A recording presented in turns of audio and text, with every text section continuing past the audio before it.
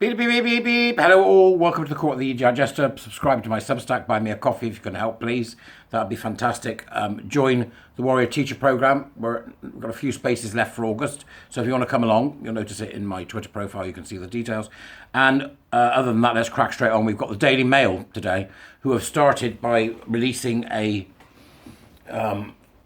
first part, I think, of what it sounds like is going to be a three-part expose of the work of Stonewall. Now, as you're aware, Stephen Nolan did this some time back, but the Daily Mail have got on board with this, and it's important that we get to grips with what it's saying. This is written by Sanchez Manning and was released on the 14th of July, 2023. So without further ado, I'm going to take a 7-minute tea and we'll crack on. Get comfy. Last year, officials working for an NHS trust in Bath, Somerset, received the results of an assessment they had undergone a couple of months earlier. Alas, they had not done well. Out of a possible 159 points, they had been awarded just 49, meaning they'd failed even to qualify for an entry-level bronze award. Many reasons were given for this lamentably low score. Among them, clinical staff at the trust had failed to avoid using gendered language, such as mother, father, and husband. The majority also failed routinely to ask the patients their sexual orientation or if they were transgender. The shamed trust was further marked down for its failure to put sanitary bins in all toilets, irrespective of whether they were the gents or the ladies, although it did gain some credit for the fact that some of its staff chose to wear badges displaying their preferred pronouns.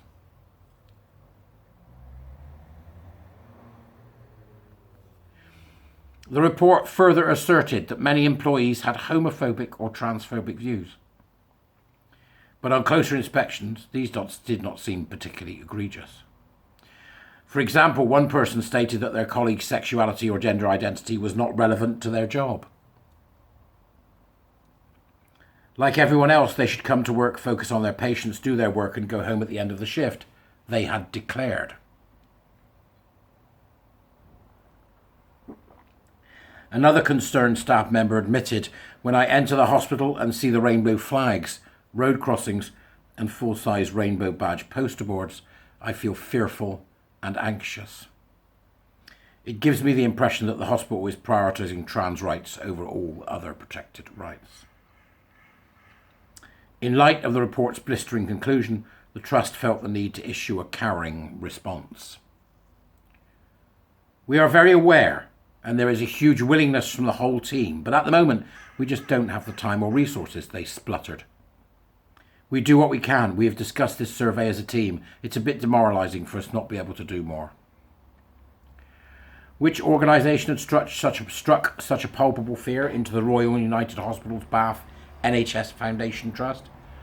Was it a government department, a supervising body responsible for budgets, an official regulator of some kind? No, it was Stonewall, the LGBTQ+ charity, which, as the Mail reveals today in the first part of a major 3-part investigation, has successfully weathered years of controversy to remain a powerful political force. To this day, despite many serious questions raised about its conduct, Stonewall continues to dictate policy to many of the country's key taxpayer-funded organisations and to politicians themselves, as well as to the world of business. In some ways, it has never been more influential. Stonewall began with laudable aims, founded in 1989 by a small group of people who had been active in the struggle against the notorious Section 28 of the Local Government Act, which banned the promotion of homosexuality. It grew into a powerful body, advancing in the cause of equality for disenfranchised groups.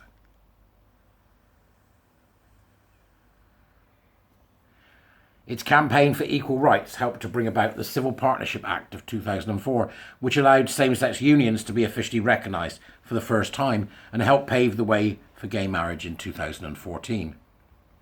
Stonewall also secured the equalisation of the age of consent, lifted the ban on gay people serving in the military, and secured legislation allowing same-sex couples to adopt. In recent years, however, and in particular since 2015, when the charity extended its remit from fighting for the rights of gay and bisexual people to cover trans people. Whatever that means. Who knows? Still not defined, is it? Its fight has pivoted to more ideological territory.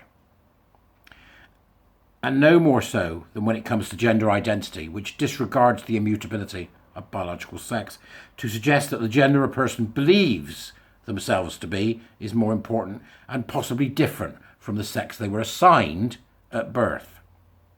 In 2021, it seemed as though Stonewall's relentless march to conquer Britain's public bodies had been halted. Following a 10-part podcast by BBC broadcaster Stephen Nolan and his producer David Thompson, called Nolan Investigates Stonewall, as well as a raft of negative press coverage, the precise nature of Stonewall's dogmatic campaigning was laid bare. In the ensuing furore, the BBC and Ofcom pulled out of the charity's programme. The same year, Liz Truss, the then Equalities Minister, called for all government departments to withdraw. MP Miriam Cates wrote in 2022, Stonewall's decline now appears to be rapid and terminal. Stonewall's income has taken a hit. It received a total income from grants, donation and fees from the diversity scheme of $7.8 million last year, down from $11.5 million in 2021. Yet in other ways it has gone from strength to strength. Never before seen documents and new statistics revealed today by the Mail, following a series of Freedom of Information requests, uncover the sheer scale and extent to which this unelected body is still shaping plans and strategy. From the NHS to schools and universities, politics to business, Stonewall is raking in millions of pounds from its £3,000 a year Diversity Champions Workplace programme, and its influence over our most important public and private institutions remains as strong as ever. Critics accuse those signed up as paying to be indoctrinated by pernicious gender ideology. And nowhere more so, arguably, than in healthcare, where courtesy of recent diversity programmes and rainbow badge schemes, like the one that Bath's NHS Trust fell victim to, Stonewall has strived to eliminate mentions of biological sex, which is a protected characteristic under the 2010 Equality Act.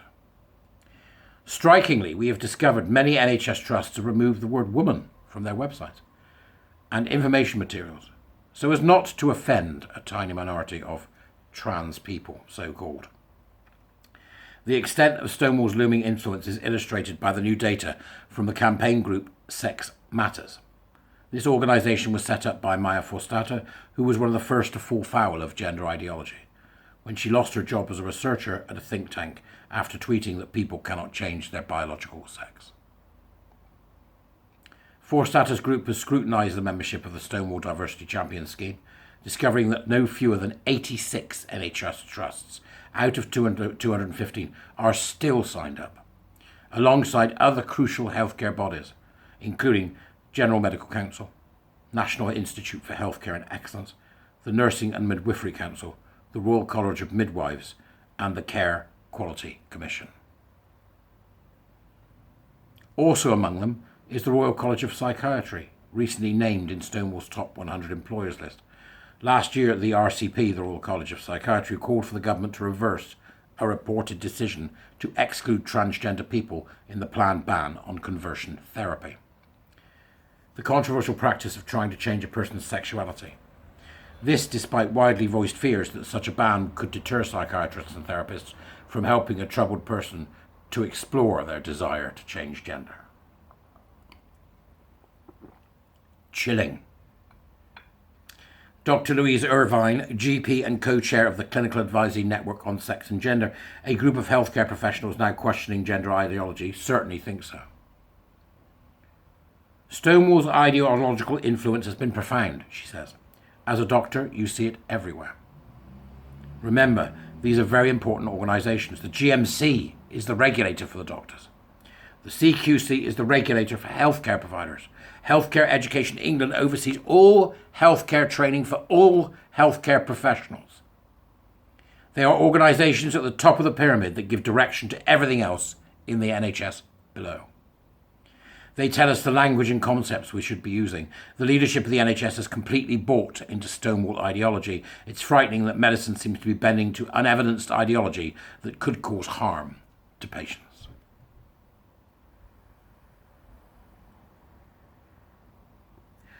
In 2021, Stonewall rolled out its Rainbow Badge initiative, designed so that the NHS staff could demonstrate they are aware of the issues that LGBT plus people can face when accessing healthcare.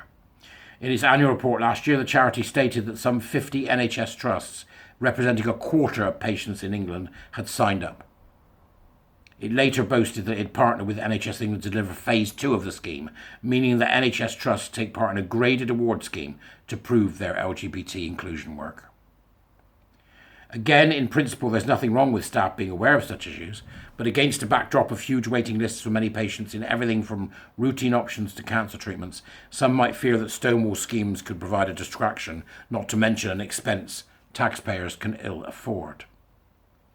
Even more striking are the charity's recommendations. In the same report of the additional support trans patients should receive, as if they're not the same as everybody else, they are. Honest to God.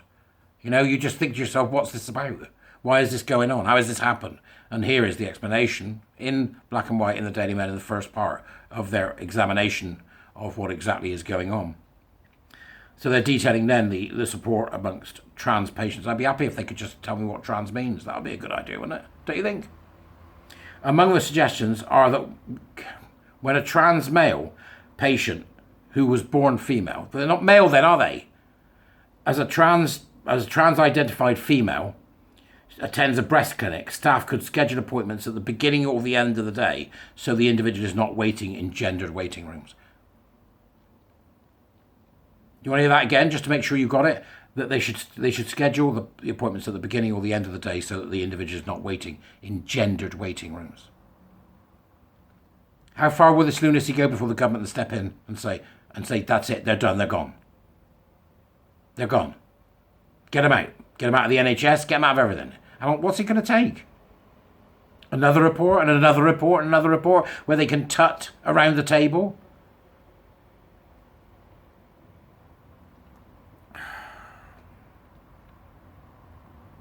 Census data from 2021 indicates that a mere 0.5% answered that their gender identity was different from the registered sex. It was a bad question. It should never have been in there. We don't care. Hospital departments too are exhorted to avoid gendered names. Instead of saying women's health, name the department according to its purpose, such as colposcopy, cervical examination, suggests the charity. All this, according to Dr. Irvine, is at best unhelpful and at worst actively harmful. In a medicine and healthcare, there needs to be a clear distinction between the sexes. The trouble is that Stonewall muddies the water, she says. The charity teaches that gender is more relevant than sex when it comes to health and healthcare. If you look at the policies of all these organisations, you can see the creeping changes in language. So the word woman is progressively disappearing. We can't communicate properly with patients because we're using obscure phrases, such as people with a cervix. She believes that even though many employees dispute the new orthodoxy, they are frightened to speak out. Stonewall has conveyed the idea that if anyone talks about sex as a reality or women's sex-based rights as important, this is transphobic, says Dr. Irvine.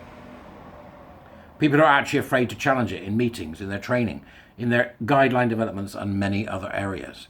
The same fear applies to the BBC. The national broadcaster pulled out of Stonewall's Diversity Champion scheme in November 2021, admitting that its participation raised questions about whether it could seem to be impartial when reporting on debates that affected the charity.